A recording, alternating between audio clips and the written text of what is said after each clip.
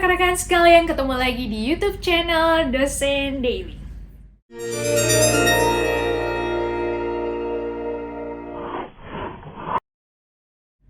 Assalamualaikum warahmatullahi wabarakatuh. Masih dalam keadaan sehat semua. Dan kali ini kita masih akan membahas seputar tentang dunia dosen, sesuai dengan namanya Dosen Daily. Nah, buat teman-teman semua, saya lagi senang banget kali ini. Kenapa? Karena kemarin baru kira-kira beberapa minggu yang lalu SK tentang jabatan fungsional barunya saya tuh baru keluar. Nah, jadi buat teman-teman yang calon dosen atau mungkin yang baru jadi dosen atau mungkin sudah menjadi dosen, pasti tahu kan kalau yang namanya dosen itu sebenarnya punya jenjang jabatan juga gitu.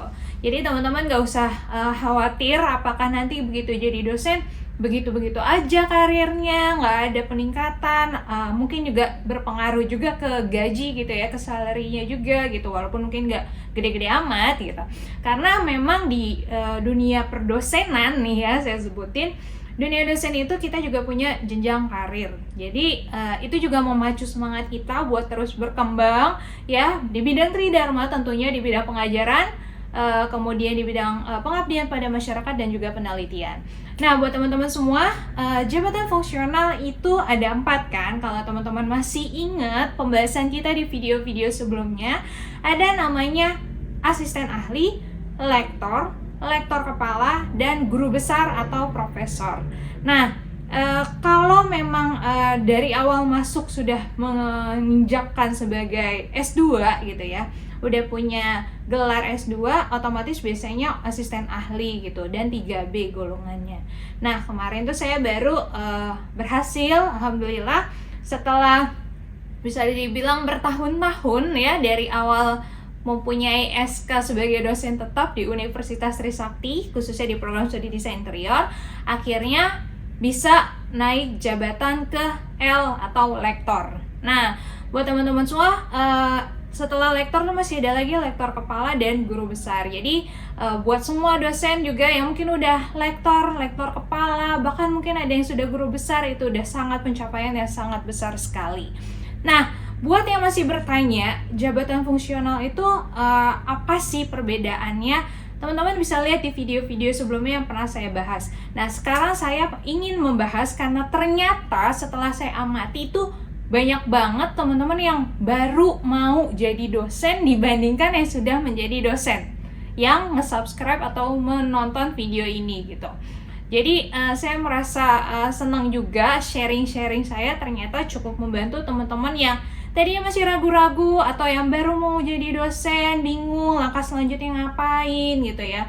S1 dulu, S2 dulu atau kerja dulu, kemudian apa aja poin yang harus dikumpulin dan sebagainya, sampai melamar ke kampus pun masih banyak sekali yang bertanya seputar itu. Berarti kan secara akumulatif ternyata memang masih banyak kan yang belum menjadi dosen dibandingkan yang sudah menjadi dosen yang nonton video Dosen Daily.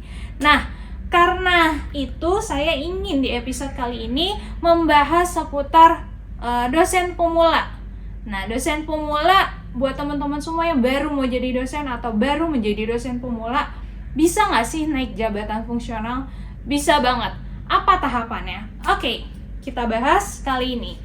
Apa leveling atau step-step gitu ya, step-step langkah-langkah oleh dosen pemula untuk naik jabatan. Nah, jabatannya tadi kayak saya bilang ada asisten ahli, biasanya itu otomatis kalian dapatkan begitu kalian menjadi dosen tetap. Kalau sudah S2, pasti sudah S2 sih harusnya ya, karena kalau jadi dosen harus S2. Saat baru menjadi dosen, kalian menyandang jabatan ASA atau asisten ahli. Dan setelah menjadi asisten ahli, biasanya tuh kita belum punya NIDN, masih punyanya nomor induk. Nah, nomor induk itu kayak nomor induk karyawan di kampus masing-masing gitu ya, NIK gitu. Untuk NIDN itu adalah nomor yang akan berlaku seumur hidup teman-teman selama menjadi dosen tetap di instansi tertentu, dan NIDN itu berlaku secara nasional. Jadi kalian kalau sudah punya NIDN berarti sudah diakui sebagai dosen nasional, karena NIDN kepanjangannya adalah nomor induk dosen nasional. Nah, itu biasanya kalau ditanya berapa lama sih dari dosen tetap kemudian punya NIDN, harusnya sih nggak lama-lama banget gitu ya. Harusnya sih paling berapa bulan atau mungkin paling lama 1 semesteran gitu ya. Jarang yang sampai bertahun-tahun tuh jarang, karena kampus pasti akan membantu teman-teman dosen untuk ngurusin supaya dapat NIDN.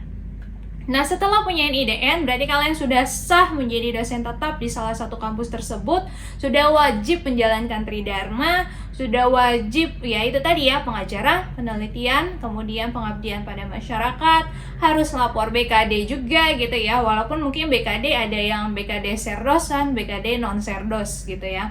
Nah, BKD yang non-serdos tentunya berarti kalian nih yang baru punya NIDN harus menjalankan Tridharma, dan saat sudah 2 tahun kemudian setelah memiliki NIDN, baru teman-teman eligible untuk mengikuti serdos atau sertifikasi dosen. Nah, kenapa setelah 2 tahun? Karena memang peraturannya seperti itu. Ketika SK jabatan pertama atau ASA tadi sudah keluar, kemudian nggak lama kemudian dapat NIDN gitu ya, biasanya teman-teman semua akan dilihat eligible atau enggak untuk ikut tes serdos. Dan itu biasanya antriannya panjang banget. Kenapa? Karena memang giliran ya, nggak tahu ya, kebijakan dari kampus juga sih biasanya. Karena ada yang sudah bertahun-tahun nggak dapat giliran serdos, ada ya mungkin belum eligible itu tadi gitu ya. Kalau teman-teman rajin Tridharma harusnya bisa eligible. Jadi ya itu menentukan adalah teman-teman sendiri rajin apa enggaknya sehingga eligible atau tidaknya untuk mengikuti tes serdos. Nah, sambil nunggu eligible serdos itu biasanya teman-teman harus ngumpulin ya tadi ya 3 penelitian penelitian, pengabdian masyarakat, dan pengajaran. Kalau ditanya apa untungnya serdos, tentu secara tunjangan teman-teman akan bertambah juga. Akan banyak kegiatan-kegiatan yang teman-teman bisa ikuti jika teman-teman sudah memiliki NIDN dan sudah tersertifikasi dosen atau terserdos gitu ya. Sudah eligible, kemudian teman-teman ikut tes serdos ya. Kalau nggak tahu tes serdos isinya apa, bisa lihat video saya sebelumnya, nanti search. Itu akan sudah saya jabarin serdos itu apa aja sih tahapannya. Setelah eligible serdos, lulus serdos, ada alangkah lebih baiknya jika teman-teman mengumpulkan poin untuk yang tadi menaikkan jenjang jabatan fungsional. Nah, kayak saya misalnya, saya ikut tes serdos 2018. Alhamdulillah 2019 Januari atau Februari gitu ya, itu keluar sertifikat serdosnya. Kemudian 2021